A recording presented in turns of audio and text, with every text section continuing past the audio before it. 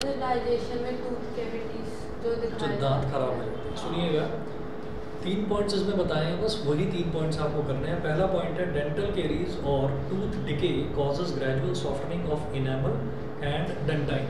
तो इनेमल होता है, इनेमल एक लेयर होती है जो दांतों के ऊपर डिपॉजिटेड होती है, ठीक है, और उसी को बॉडी का हार्डेस्ट सब्सटेंस बोला जाता है कि वो बोन से भी ज़्यादा हार्ड सब्सटेंस होता है। अच्छा, हार्डनेस का मतलब क्या होता है? हार्डनेस का मतलब ये होता है, पहले एक बार डेफिनेशन बताई थी, हार्डनेस की और स्ट्रेंथ की। हाँ, अगर किसी चीज़ को बोलें कि ये बहुत ज़्यादा हार्ड है तो उसको हार्ड इस वजह से बोला जाता है। हार्डनेस का मतलब होता है anything which can not be cut with a knife is called hard. जिसको चाकू से काटा ना जा सके तो उसको हम हार्ड बोलते हैं। ऐसे नहीं कहेंगे कि नहीं नहीं ये प्लास्टिक बहुत ज़्यादा हार्ड है, ये रबर बहुत ज़्यादा हार्ड है, कोई बात नहीं, उसको चाकू से काटा जा सकता है। जिसको हम चाकू से काट ना सकें उसको हम बोलेंगे हार्ड। दूसरी चीज़, अगर कोई चीज़ हार्ड है तो ज़रूरी नहीं है कि वो स्ट्रॉन्ग भी हो, ठीक है। स्ट्रॉन्गनेस की डेफिनेशन अलग होती है। स्ट्रॉन्गनेस का मतलब होता है anything which can lift heavy weights. जो भी चीज़ ज़्यादा हैवी वेट उठा सके उसको हम बोलेंगे कि वो स्ट्रॉन्ग है, ठीक। तो यहाँ पर हम हार्डनेस की बात कर रहे हैं कि धीरे धीरे अगर आप ध्यान नहीं दे रहे हैं दांतों का, ठीक है, या फिर दांतों में कोई खाना वगैरह डिपॉजिट हो गया है, शुगरी सब्सटेंस डिपॉजिट हो गया है और आप उसकी क्लीनलीनेस पर अगर ध्यान नहीं दे रहे हैं या कोई और प्रॉब्लम हो गई है, उसकी वजह से ग्रेजुअल का मतलब होता है धीरे धीरे, स्लोली, जो स्लोली जो डिके होता है दांतों का उसको हम डेंटल केरीज बोलते हैं। और इसमें मेजरली 2 चीज़ें खराब होती हैं। एक तो softening of enamel. Softening of enamel मतलब इनेमल होता है बॉडी का हार्डेस्ट सब्सटेंस, ठीक, इतना हार्ड होता है कि आप ये देख लीजिए, हम जो भी हार्ड से हार्ड चीज़ भी अगर हम खाते हैं तो उसको भी वो च्यू करके ग्राइंड करके पेस्ट की फॉर्म में बना देता है, ठीक है। तो उसकी अगर वो सॉफ्ट हो जाए तो समझ लीजिए कि हमारे दांत भी धीरे धीरे कमज़ोर हो जाएंगे, ठीक। दूसरा डेंटाइन, जो डेंटाइन है, डेंटाइन को हम बोलते हैं, एनामल तो हो गया जिसकी जो लेयर है वो दांतों के ऊपर डिपॉजिटेड होती है जो उसको हार्डनेस देती है। और डेंटाइन मतलब जिस सब्सटेंस से एक्चुअली दांत बना हुआ होता है, ठीक है, वो भी एक टाइप की बोन ही है, ठीक है। तो इनका धीरे धीरे जब ग्रेजुअल डिके होता है तब हम बोलते हैं कि डेंटल केरीज की प्रॉब्लम हो गई है, मतलब दांत खराब होने शुरू हो गए हैं। तो फर्स्ट पॉइंट तो ये है कि डेंटल केरीज और tooth decay causes gradual softening of enamel and dentine. Dentine की और इनेमल की सॉफ्टनिंग हो जाती है तब डेंटल केरीज होती है। सेकेंड पॉइंट देखिए, it begins when bacteria acting on sugars produce acids that softens or demineralizes the enamel. Masses of bacterial cells together with food particles stick to the teeth to form dental plaque, ठीक। होता ये है कि जब भी कभी हम digestion की बात करते हैं तो मैंने आपको ये बताया था कि डाइजेशन जो है, सबसे पहला जो न्यूट्रिशन में जो पहला स्टेप है वो होता है इंजेशन। इंजेशन का मतलब हमने, मान लीजिए हम रोटी खा रहे हैं तो रोटी का पहला टुकड़ा तोड़ा और उसको मुंह के अंदर रख लिया, तो this step is called ingestion. रोटी का टुकड़ा तोड़ा या कोई फ्रूट लिया, उसका एक छोटा सा पीस लिया और उसको मुंह के अंदर रख लिया, तो मुंह के अंदर रखना इज कॉल्ड इंजेशन। ये तो इंजेशन होता है। उसके बाद जो डाइजेशन है वो माउथ के अंदर ही स्टार्ट हो जाता है। तो माउथ के अंदर डाइजेशन स्टार्ट कैसे होता है? वही सलाइवरी ग्लैंड सलाइवा सिक्रीट करते हैं, उसमें सलाइवरी अमाइलेज नाम का एंजाइम होता है, वो धीरे धीरे वाटर को फूड को थोड़ा वाटरी फॉर्म में कन्वर्ट करता है और दांत उसको धीरे धीरे ग्राइंड करते हैं। तो अब देखिएगा कि हमारा जो मुंह है, जो माउथ है, उसमें अंदर थोड़ा एसिड सिक्रीट होता रहता है और वो जो एसिड है वो क्या काम करता है, वो फूड को तोड़ने में, डाइजेस्ट करने में धीरे धीरे काम आता है। अब सोचिएगा, हमने खाना खा लिया, खाना खाने के बाद हमेशा मम्मी पापा, डेंटिस्ट या ग्रैंड मदर, ग्रैंड फादर, जो भी हैं, जो भी आपके एल्डरली लोग हैं या आपके टीचर्स, वो सब आपको ये बताते हैं कि भाई खाना खाने के बाद ब्रश करो, दांतों को साफ़ करो, इनफैक्ट कुल्ला करना चाहिए। ये तो बोलते ही हैं कि कुल्ला तो ज़रूर करो। उसका रीज़न क्या है? उसका रीज़न ये है कि एसिड का जो सिक्रीशन है वो फास्ट हो जाता है जब हम खाना खाते हैं, ठीक है। जब हम खाना नहीं खाते हैं तो एसिड का सिक्रीशन उतना फास्ट नहीं होता। तो जब हमने खाना खाया, अब वो खाना थोड़ा दांतों में चिपका रह गया, दांतों में कहीं कुछ गैप है, उस गैप के अंदर खाना चिपका हुआ रह गया।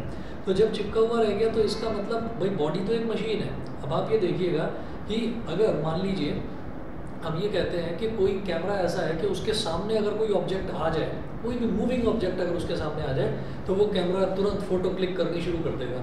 ठीक है, तो एक ये ऑटोमेटिक कैमरा ये होता है कि सामने अगर ऑब्जेक्ट कोई गुजरेगा तो फ़ोटो क्लिक करनी शुरू कर देगा, जैसे बड़े बड़े हाईवेज़ पर होते हैं।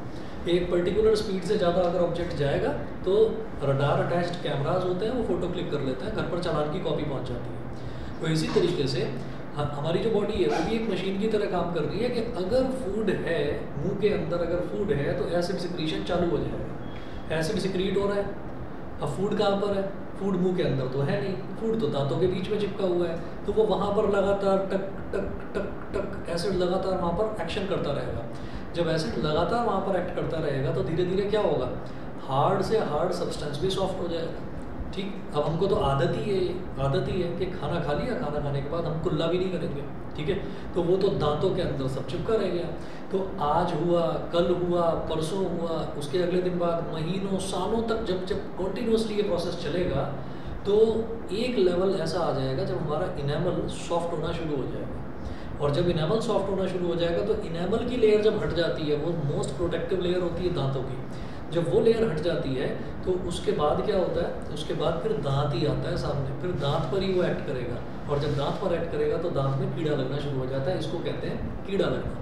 छोटे बच्चों को पेरेंट्स जनरली चॉकलेट इसीलिए नहीं देते क्योंकि आप तो बड़े हो गए हैं, काफ़ी समझदार हैं, आप भी अगर चॉकलेट खाएंगे तो आप ये फील करते होगे कि चॉकलेट दांतों में चिपकती है। ठीक है, वो चिपकती है तो वो छोटा बच्चा तो नहीं बोल पाएगा ना उस बात को, तो इसलिए उसके दांत जो है वो ग्रेजुअली धीरे धीरे जो है वो डिके होने शुरू हो जाते हैं। तो धीरे धीरे जब एसिड्स शुगरी सब्सटेंसेस पर एक्ट करते हैं जो कि हमारे दांतों पर चिपके हुए हैं तो प्लाक बनना शुरू हो जाता है। ठीक है, वो जो प्लाक है वही डेंटल कैरीज का एक पार्ट है। ठीक है, उसके बाद देखिएगा फिर है saliva can not reach the tooth surface to neutralise the acid.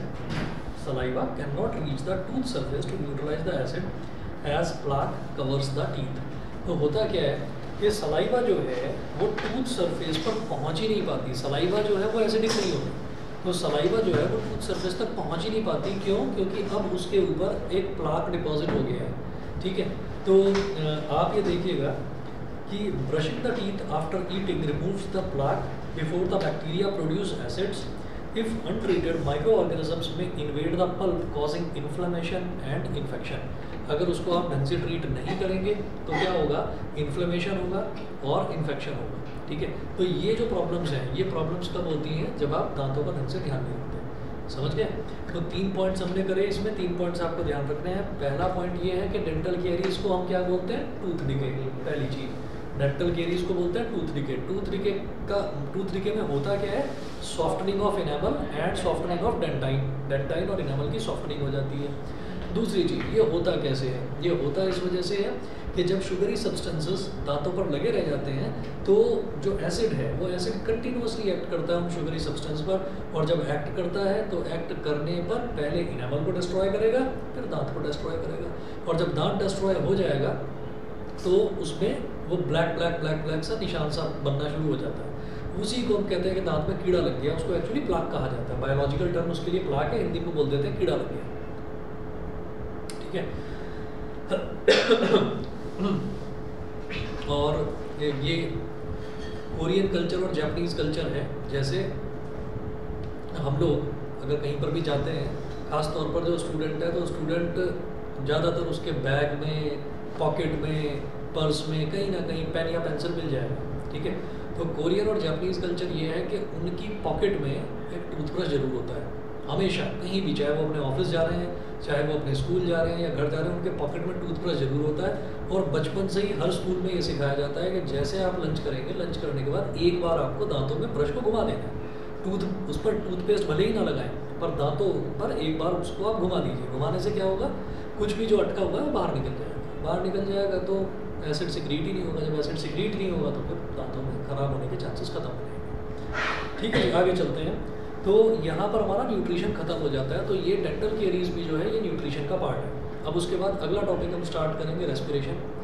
Respiration जो है, रेस्पिरेशन को हम पहले तो ये देखेंगे कि रेस्पिरेशन होता कितने टाइप्स का है। एक तो एनारोबिक रेस्पिरेशन होता है और एक एरोबिक रेस्पिरेशन होता है। फिर उसके बाद हम ये देखेंगे कि रेस्पिरेशन जो है, रेस्पिरेशन हम एक तो प्लांट्स में देखेंगे, फिर एनिमल्स में देखेंगे और ह्यूमन बींग्स में देखेंगे। प्लांट्स में, एनिमल्स में और ह्यूमन बींग्स में। अब आप ये कहेंगे कि ये एनिमल्स और ह्यूमन बींग्स तो एक ही होते हैं, न्यूट्रिशन में तो एनिमल्स और ह्यूमन बींग्स को एक ही करके पढ़ा था, यहाँ पर अलग अलग क्यों? यहाँ पर इस वजह से कि जो एनिमल्स हैं, एनिमल्स का जो रेस्पिरेशन है, एनिमल्स की फूड ईटिंग हैबिट और जो उनका जो 5 स्टेप्स होते हैं, इंजेशन, डाइजेशन, एसिमिलेशन, एब्जॉर्प्शन और इजेशन, तो ये जो 5 स्टेप्स हैं ये हर तरह के एनिमल में सेम होंगे, लेकिन सांस लेने का पैटर्न अलग होगा। तो हम एनिमल्स को भी 2 कैटेगरी में डिवाइड करेंगे, एनिमल्स को भी 2 कैटेगरी में डिवाइड करेंगे, एक एक्वेटिक एनिमल्स और एक टेरेस्ट्रियल एनिमल्स। टेरेस्ट्रियल वो जो सतह पे रहते हैं यानी कि सरफेस पर रहते हैं, जैसे कुत्ता, बिल्ली, ये सब, ठीक है। और एक्वेटिक जैसे कि फिश हो गई या टॉर्टॉइस हो गया, इस तरीके के एनिमल्स, ये एक्वेटिक में आते हैं। शार्क, सीधा शार्क पर पहुँचोगे। अच्छा, तो ये हो गया। और ह्यूमन बींग्स का बिल्कुल अलग तरीके से करेंगे। तो शुरुआत करते हैं रेस्पिरेशन की। तो पहली चीज़ तो हमको ये समझना है कि रेस्पिरेशन ब्रीदिंग नहीं है। रेस्पिरेशन एक्चुअली ब्रीदिंग तो है, पर एक्सटेंडेड ब्रीदिंग है। ब्रीदिंग उसका एक सब पार्ट है बस। सांस लेना यानी कि ऑक्सीजन लेना और कार्बन डाइऑक्साइड छोड़ना, इज कॉल्ड ब्रीदिंग। लेकिन ये रेस्पिरेशन नहीं है। रेस्पिरेशन क्या करता है? ऑक्सीजन की हेल्प से फूड मॉलिक्यूल्स को छोटे छोटे पार्ट्स में डिवाइड करने का काम रेस्पिरेशन करता है। तो अगर हम डाइजेशन की बात करें तो बिना सांस लिए खाना डाइजेस्ट नहीं हो सकता, क्योंकि खाने को ऑक्सीजन नहीं मिलेगी, नहीं टूटेगा वो, ठीक है। सुनिएगा, respiration is defined as a metabolic process. As a metabolic process, metabolic process कौन सा होता है process?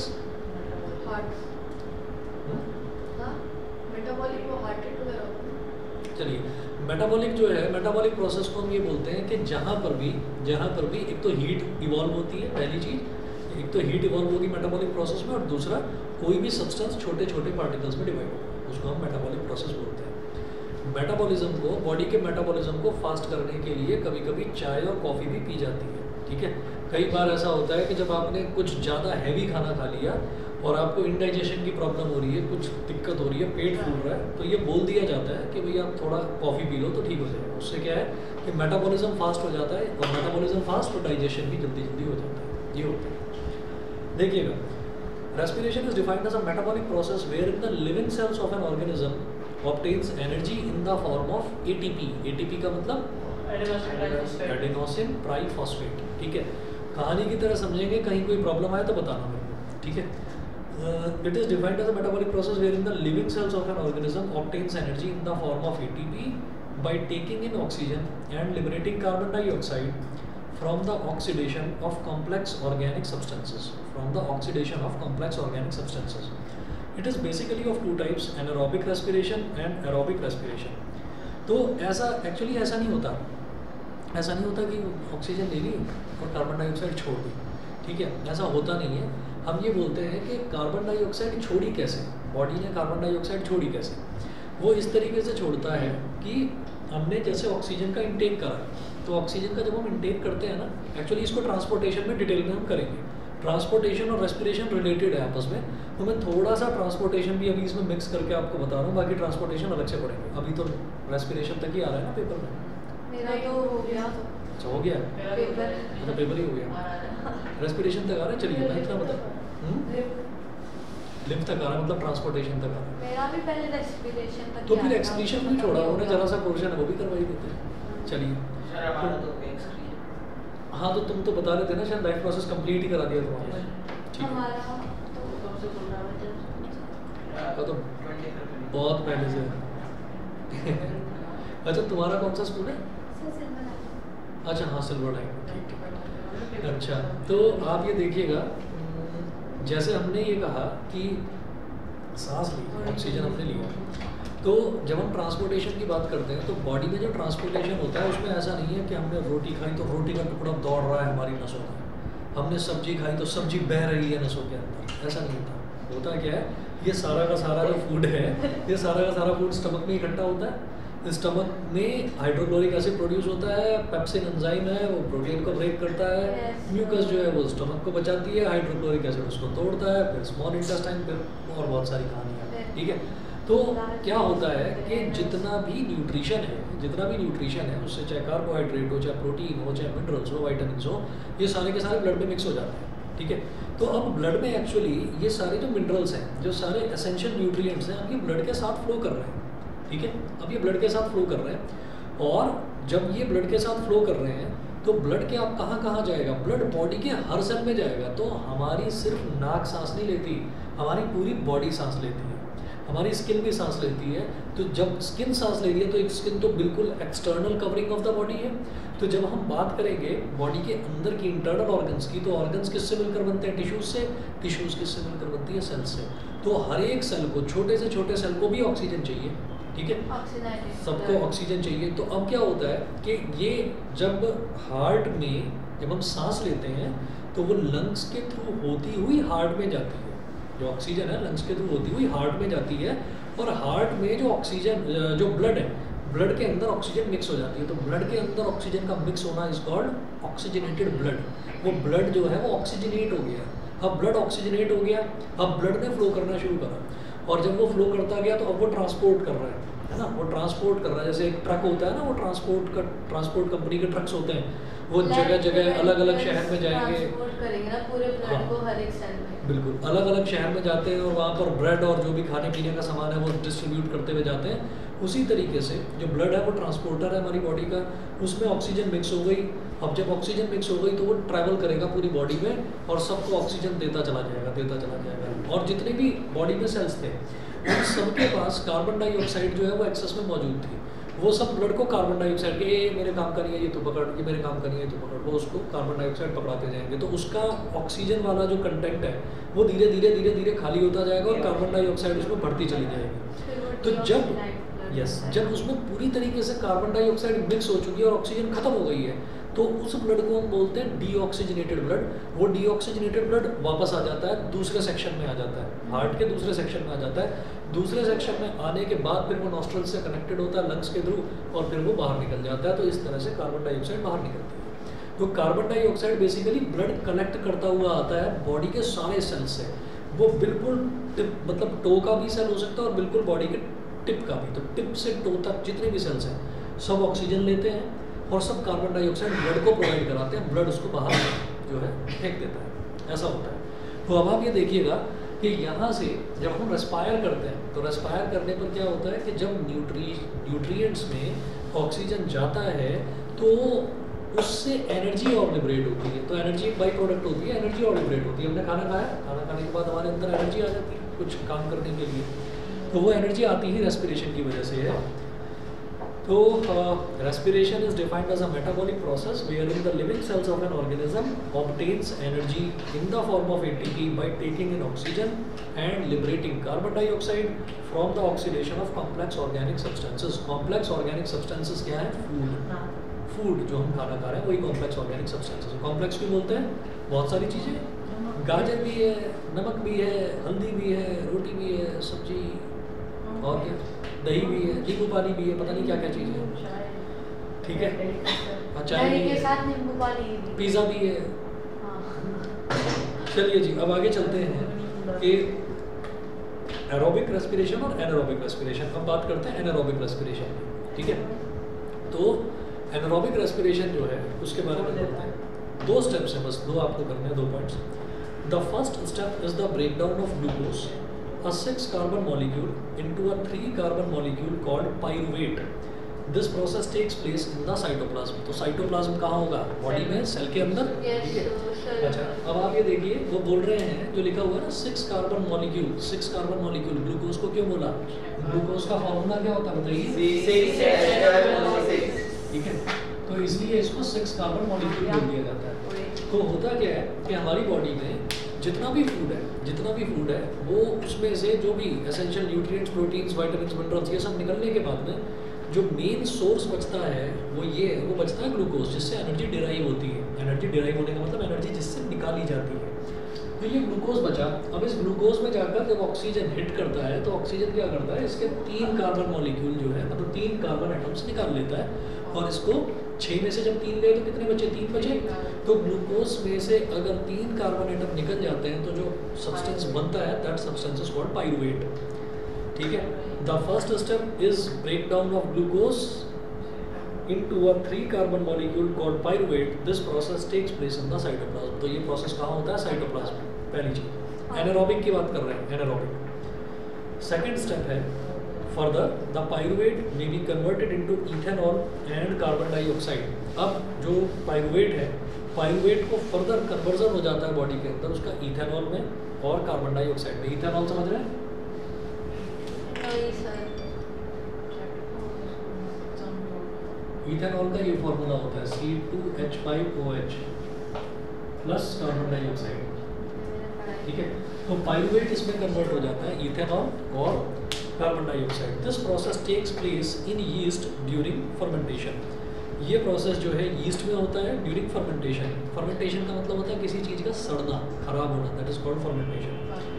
Since this process takes place in the absence of air of oxygen, it is called anaerobic respiration. तो ये वाला जो process है, जिस प्रोसेस में ऑक्सीजन का कोई नामो निशान नहीं है, तो इसको हम क्या बोल देते हैं? Anaerobic respiration. ठीक, अब सवाल ये उठता है कि एनारोबिक रेस्पिरेशन कहाँ होता है? क्या ह्यूमन बींग्स में होता है? ह्यूमन बींग्स में भी होता है, ह्यूमन बींग्स में भी होता है, लेकिन मेजरली नहीं होता। कब होता है बताता हूँ आपको। तो एनारोबिक रेस्पिरेशन में दो चीज़ें। पहला स्टेप क्या है कि बॉडी में जो 6 मॉलिक्यूल वाला जो ग्लूकोज है उसको तोड़कर पाइरुवेट में कन्वर्ट करना। ठीक है, उसी पहले ही पॉइंट में हमको ये भी लिखना है कि it takes place in the cytoplasm of the cell. Anaerobic respiration कहाँ होता है? सेल के साइटोप्लाज्म के अंदर। दूसरा जो है वो ये है कि ये जो पाइरुवेट है, ये पाइरुवेट फर्दर कन्वर्ट होता है किसमें? इथेनॉल में और CO2 में। इथेनॉल और CO2 में, समझ गए? इथेनॉल और CO2। तो अब हम ये कहते हैं कि ये वाला जो प्रोसेस है, ये वाला प्रोसेस एब्सेंस ऑफ ऑक्सीजन में टेक मतलब होता है, एब्सेंस ऑफ ऑक्सीजन, और इसलिए इसको बोला जाता है एनारोबिक रेस्पिरेशन। ठीक, 2 पॉइंट्स क्लियर? हाँ जी, ऑनलाइन वाले बता दें भाई दोनों। आरुष, नव्या, क्लियर है यहाँ तक? Yes sir. आरुष अभी पता चल जाएगा। Aarush yes sir. चलो ठीक है, वो तुम्हारा फ्रेंड कह रहा था कि सो रहे हो तुम, तो इसलिए मैंने 2-3 बार नाम लिया। चलिए ठीक है, यस सर बोलकर फिर सो गया। नहीं जगह वो। चलिए अगला देखते हैं, एरोबिक रेस्पिरेशन। एरोबिक रेस्पिरेशन में 3 पॉइंट्स होते हैं। पहला है breakdown of pyruvate using oxygen takes place in the mitochondria. तो यहाँ पर पाइरुवेट में तो कन्वर्जन होगा ही होगा। ठीक है, इसका ग्लूकोज का पाइरुवेट में तो कन्वर्जन होगा, ये भी इसकी इक्वेशन लिखूंगा। उसके बाद क्योंकि इसमें ऑक्सीजन इन्वॉल्व होता है, तो ऑक्सीजन क्या करता है? पाइरुवेट जो है, पाइरुवेट को और तोड़ता है और ब्रेकडाउन उसका करता है, और ये कहाँ पर होता है? माइटोकॉन्ड्रिया में। एनारोबिक रेस्पिरेशन कहाँ होता था? साइटोप्लाज्म में। एरोबिक रेस्पिरेशन कहाँ पर होगा? माइटोकॉन्ड्रिया में। ठीक है, this process breaks up the 3 carbon pyruvate molecule to give 3 molecules of carbon dioxide, the other product is water। तो यहाँ पर क्या होता है कि कार्बन डाइऑक्साइड के 3 मॉलिक्यूल लिबरेट होते हैं इसमें। ठीक है, 3 मॉलिक्यूल होते हैं कार्बन डाइऑक्साइड के लिबरेट। ठीक, अच्छा देखिएगा,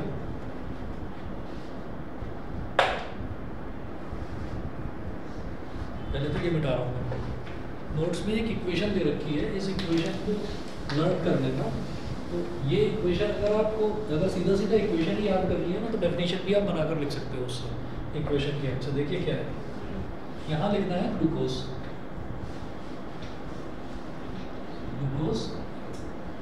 नीचे मेंशन करेंगे 6 कार्बन मॉलिक्यूल, 6 कार्बन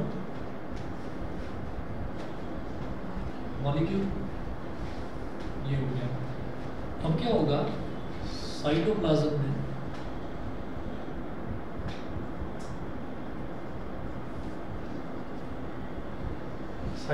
में ग्लूकोज जो है वो टूटता है और कन्वर्ट हो जाता है पाइरुवेट में।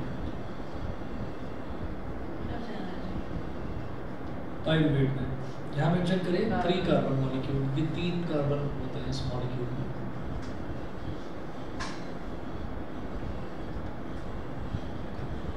Three carbon molecule plus energy. उसके बाद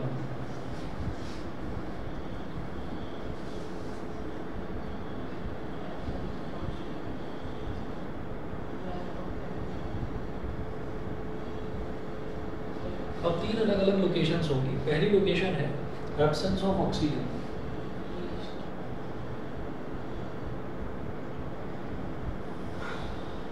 absence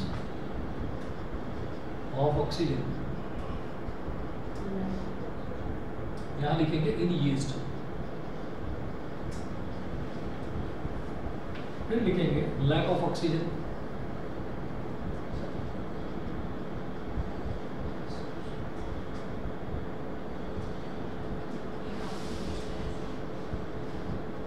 in our muscle cells, और फिर लिखेंगे presence of oxygen,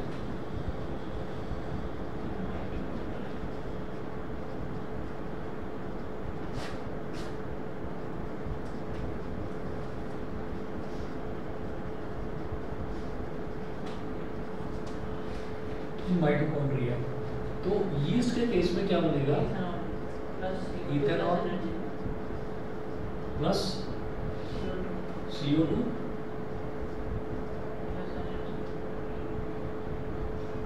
plus energy. Ethanol का मैंने आपको फॉर्मूला बताया था C2H5OH, तो 2 कार्बन मॉलिक्यूल, C2 है ना, C2H5OH, तो 2 कार्बन मॉलिक्यूल।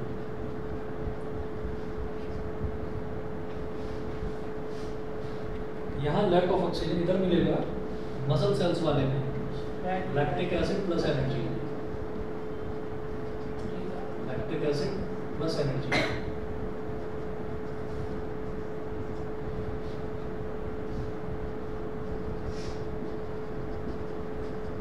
लैक्टिक एसिड में कार्बन के 3 मॉलिक्यूल होते हैं, 3 कार्बन मॉलिक्यूल, और इधर मिलेगा carbon dioxide plus water plus energy.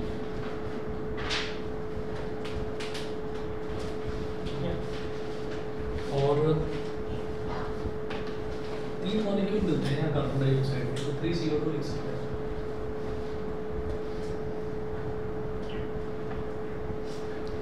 अब देखिएगा यीस्ट, जानते हैं क्या है यीस्ट क्या होता है? तो जब हाँ, तो ये जो C2H5OH इथेनॉल क्या है ये?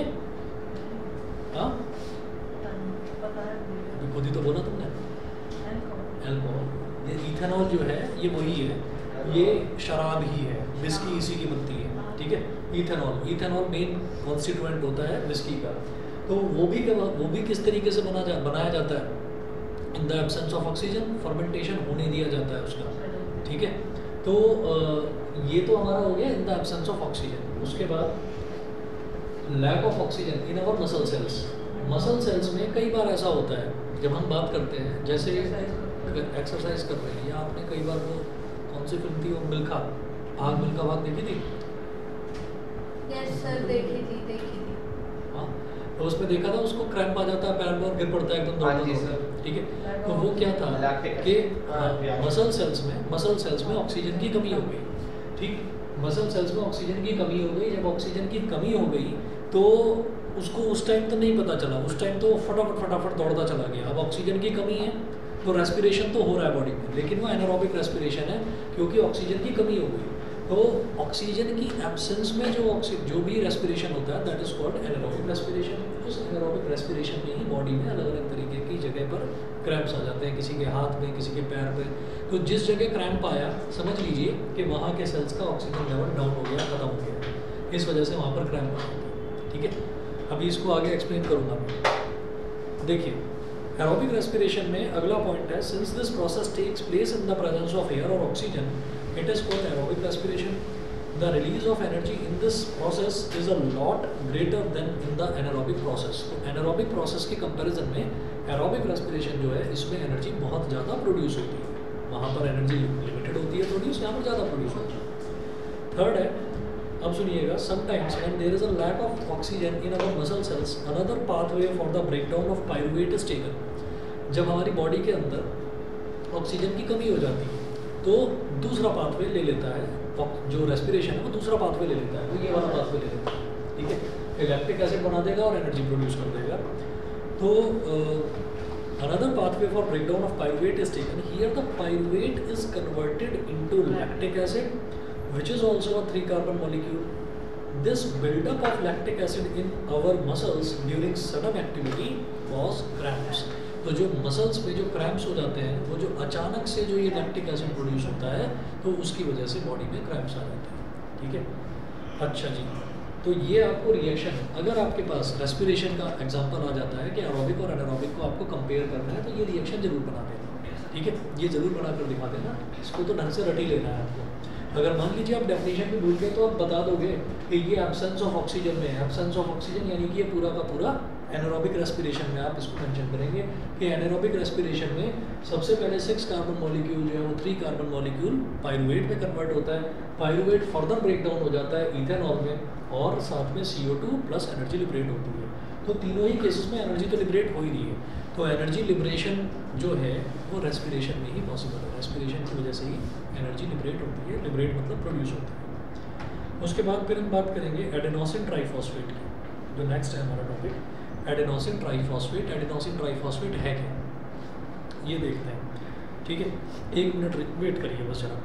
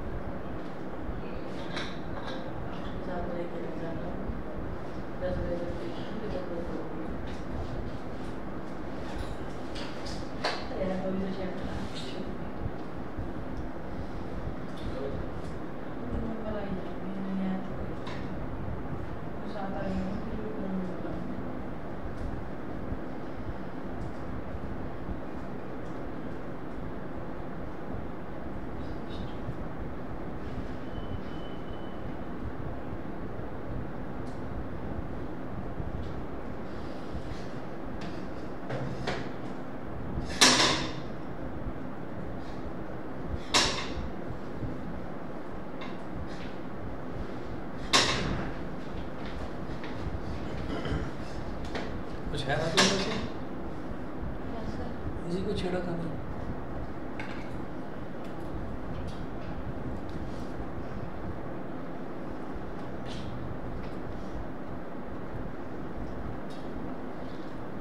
और तुम्हारा तो कल एग्जाम है शायद मैथ्स का।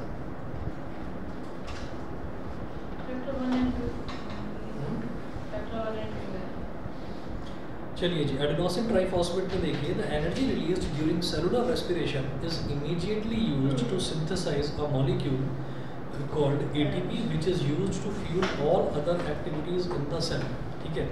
तो energy released during cellular respiration is immediately used, तो जो भी एनर्जी रिलीज होती है सेलुलर रेस्पिरेशन में, ये एकदम से यूज होती है to synthesise another molecule called ATP। तो एक मॉलिक्यूल प्रोड्यूस होता है, उसको हम बोलते हैं ATP, एडेनोसिन ट्राइफॉस्फेट, ठीक है। सिंथेसाइज का मतलब है प्रोडक्शन, ATP का प्रोडक्शन होने लगता है एनर्जी की वजह से। In these processes ATP is broken down giving rise to a fixed amount of energy which can drive the endothermic reactions taking place in the cell. Endothermic reactions क्या होता है, एक्सोथर्मिक रिएक्शन वो होते हैं जिसमें हीट प्रोड्यूस होती है, और एंडोथर्मिक रिएक्शन वो होते हैं जिसमें हीट एब्जॉर्ब होती है। तो एंडोथर्मिक रिएक्शंस बॉडी में जितने भी होते हैं वो क्या है, हमारी जो भी एक्टिविटीज़ हैं, फॉर एग्जांपल हम बैठे हैं, बैठकर हम उठ रहे हैं, चल रहे हैं, हाथ पैर अपने मूव कर रहे हैं, जो भी फिजिकल एक्टिविटी कर रहे हैं, तो वो जो भी फिजिकल एक्टिविटी होती है वो एनर्जी की हेल्प से होती है, एनर्जी तो चाहिए ना उसके लिए, और वो एनर्जी किस फॉर्म में स्टोर होती है बॉडी में, ATP की फॉर्म में। फॉर एग्जांपल हम ये कहेंगे कि किसी भी व्हीकल का अगर फ्यूल पेट्रोल है, तो बॉडी की जो मशीनरी है, उसका जो व्हीकल, उसका जो फ्यूल है वो ATP है, ठीक है।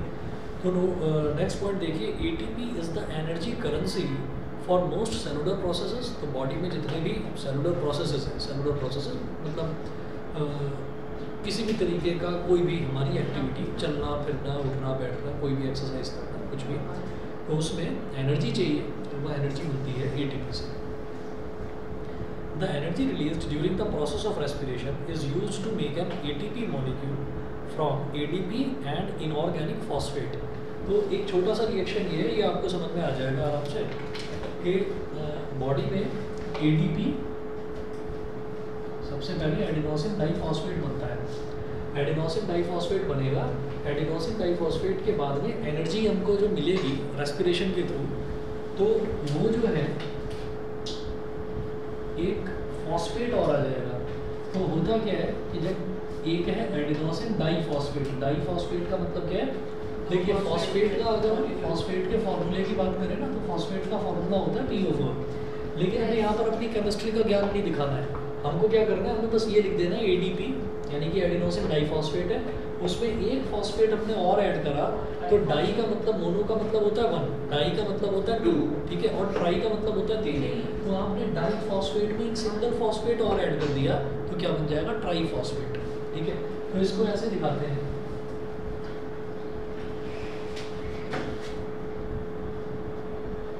ADP प्लस फॉस्फेट और एनर्जी प्रोड्यूस होती है, और उसको लिखते हैं, पहले तो ऐसे लिखते हैं ADP और इस तरीके से एक साइन बनाकर P, यानी कि ADP में एक P जुड़ गया है ना, कंबाइन हो गया इसके साथ, और इसी को लिख देते हैं is equal to ATP, adenosine triphosphate. तो डाइफॉस्फेट में एक सिंगल फॉस्फेट मॉलिक्यूल जुड़ा तो ट्राइफॉस्फेट बन गया।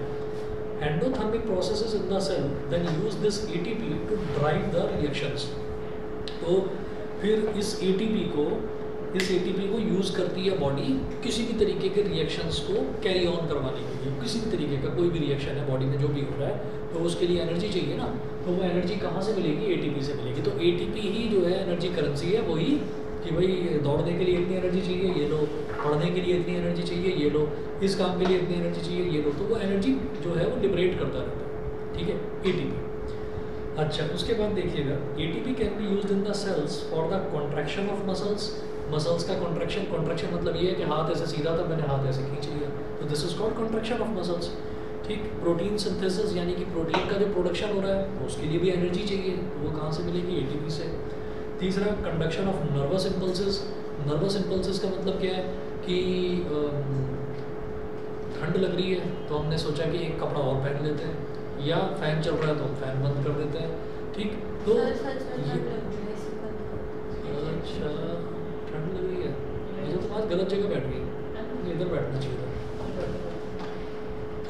तो बंद करूँगा ना तो घुटन होने लगेगी, देखिए 27 पर कर रखा है मैंने, नहीं इजी। तो conduction of nervous impulses and many other activities, तो बॉडी में जितनी भी अलग अलग तरीके की एक्टिविटीज़ होती हैं वो सारी की सारी ATP ही करवाता है। उसके बाद देखेंगे भैया नेक्स्ट हमारा टॉपिक है रेस्पिरेशन इन प्लांट्स, ठीक है। अब रेस्पिरेशन देखेंगे प्लांट्स में, फिर एनिमल्स में और फिर ह्यूमन बींग्स में। तो रेस्पिरेशन इन प्लांट्स देखिएगा, प्लांट्स में जो एक्सचेंज ऑफ गैसेज होती है, जैसे हम अगर अपनी बॉडी की बात करें तो एक्सचेंज ऑफ गैसेज जो है वो कहाँ पर होगी, वो लंग्स में होगी। लंग्स में एक्सचेंज ऑफ गैसेज होता है, ठीक है, ऑक्सीजन का आना, कार्बन डाइऑक्साइड का जाना, उसका पहली जो साइट है वो लंग्स होती है। तो ऐसे ही प्लांट्स की अगर बात करेंगे तो plants exchange gases through stomata. तो प्लांट्स में स्टोमेटा के थ्रू, भाई प्लांट्स की नाक तो नहीं होती ना कि यहाँ से वो सांस लेगा, तो वो स्टोमेटा के थ्रू ही सांस लेता है और स्टोमेटा के थ्रू ही सांस छोड़ता है, exchange of gases. And the large intracellular spaces ensure that all cells are in contact with air. तो प्लांट्स के जो सेल्स होते हैं उनके बीच में इंट्रासेलुलर स्पेस काफ़ी ज़्यादा होता है। तो इंट्रासेलुलर स्पेस अगर ज़्यादा होता है तो उसके अंदर जो है क्या रहेगा, एयर रहेगी। तो इसका मतलब प्लांट्स में सफिशिएंट एयर होती है, प्लांट्स में सफिशिएंट एयर होती है। एक क्लिप लगाकर आया जा सकता है ताकि ये बाल डिस्टर्ब ना करें, उसको बार बार कभी यूँ कर लेते हो, कभी यूँ, कभी यूँ। फैशन मुझे Plants exchange gases through stomata and the large intracellular spaces ensure that all cells are in contact with air. तो ज़्यादा जो इंट्रासेलुलर स्पेसेस है उससे ये समझ में आ जाता है कि भाई प्लांट्स के जितने भी सेल्स हैं सब लगातार एयर के कांटेक्ट में रहते हैं। कार्बन डाइऑक्साइड और oxygen are exchange by diffusion here. तो ये जो इंटरसेलुलर स्पेसेस होते हैं इसी में कार्बन डाइऑक्साइड और ऑक्सीजन ये डिफ्यूजन के थ्रू इंटरचेंज होता है। इसका डिफ्यूजन का मतलब क्या है, अगर वहाँ पर जो इंटरसेलुलर स्पेसेस हैं, मान लीजिए हमने प्लांट के सेल्स बनाए, तो प्लांट का एक सेल ऐसे है, दूसरा सेल ऐसे है, तीसरा सेल मैंने बताया कि वो इस तरीके से है, तो ये बीच में क्या है, ये इंटरसेलुलर स्पेस। ऐसे ही यहाँ पर कोई तीसरा सेल आ जाएगा तो ये बीच में इंटरसेलुलर स्पेस बन जाएगा, ठीक है। तो जो बीच में इंटरसेलुलर स्पेस है वहाँ पर एयर रहती है, ठीक है। तो उस इंटरसेलुलर स्पेस में अगर कार्बन डाइऑक्साइड कम है, अगर कार्बन डाइऑक्साइड कम है तो बाहर से कार्बन डाइऑक्साइड आ जाएगी इसके अंदर, उसके लिए कोई मशीन लगाने की ज़रूरत नहीं है। डिफ्यूज़न का मतलब ये है कि अगर कहीं पर कोई चीज़ लोअर कंसंट्रेशन में है तो जो गैसेस हैं वो हायर से लोअर की तरफ ही जाती है। तो बाहर पूरे एटमॉस्फेयर में कार्बन डाइऑक्साइड भरी पड़ी है, यहाँ इसके जो सेल्स हैं उसके बीच का जो स्पेस है उसमें कार्बन डाइऑक्साइड कम है, तो वो ज़्यादा से कम की तरफ ट्रैवल करेगी। यही चीज़ ऑक्सीजन के साथ होगी कि अगर यहाँ पर ऑक्सीजन है कम, बाहर ऑक्सीजन है ज़्यादा, तो वो ज़्यादा से कम की तरफ आना शुरू कर जाएगी, ठीक है। अच्छा, तो कार्बन डाइऑक्साइड और oxygen are exchange by diffusion here, they can go into cells और away from them and out into the air. तो वो जो इंट्रासेलुलर स्पेसेस हैं, इंट्रासेलुलर स्पेस में ऑक्सीजन और कार्बन डाइऑक्साइड का आना और जाना वो डिफ्यूजन की हेल्प से होगा, क्योंकि प्लांट्स कभी भी आपको एक्सपैंड होते हुए और कॉन्ट्रैक्ट होते हुए नज़र नहीं आते। जैसे हम ह्यूमन बींग्स हैं तो हम सांस खींच सकते हैं, ठीक है, हम सांस खींच सकते हैं, हम सांस को छोड़ सकते हैं। तो हम खींचते हैं डेलिबरेटली, ज़्यादा सांस खींच सकते हैं, हम ज़्यादा सांस छोड़ सकते हैं, ठीक। तो जब हम ज़्यादा सांस खींचेंगे तो हमारे जो रिब्स हैं वो ज़्यादा एक्सपैंड हो जाएंगे, जब हम ज़्यादा सांस छोड़ेंगे तो रिब्स बहुत ज़्यादा कॉन्ट्रैक्ट हो जाएंगे, ऐसा हो जाएगा। तो वो काम प्लांट्स नहीं कर सकते कि नहीं भाई अभी मेरे को जल्दी जल्दी ज़्यादा सांस लेनी है, अभी मेरे को कम सांस लेनी है, तो प्लांट्स में ऐसा नहीं होता। प्लांट्स में डिफ्यूजन के थ्रू ही रेस्पिरेशन होता है। नेक्स्ट पॉइंट देखेंगे इसका। नेक्स्ट पॉइंट है कि the direction of diffusion depends on the environmental conditions and requirement of the plant. तो वो एनवायरमेंटल कंडीशंस पर और रिक्वायरमेंट, प्लांट का रिक्वायरमेंट कैसा है, डिफ्यूजन उस चीज़ पर डिपेंड करता है। फिर हम नाइट की और डे की बात करते हैं। तो नाइट में और डे में दोनों में रेस्पिरेशन किस किस तरीके से होता है प्लांट्स में। तो जो दो पॉइंट्स के बाद में जो तीसरा पॉइंट है नाइट वाला, उसमें ये है at night when there is no photosynthesis occurring। तो नाइट के टाइम पर फोटोसिंथेसिस नहीं होगा। फोटोसिंथेसिस क्या होता है, प्रोडक्शन ऑफ फूड, ठीक है, हाँ जी।